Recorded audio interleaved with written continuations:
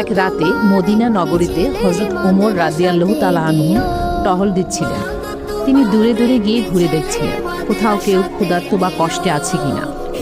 হঠাৎ তিনি একটি ছোট ঘর দেখতে পেলেন।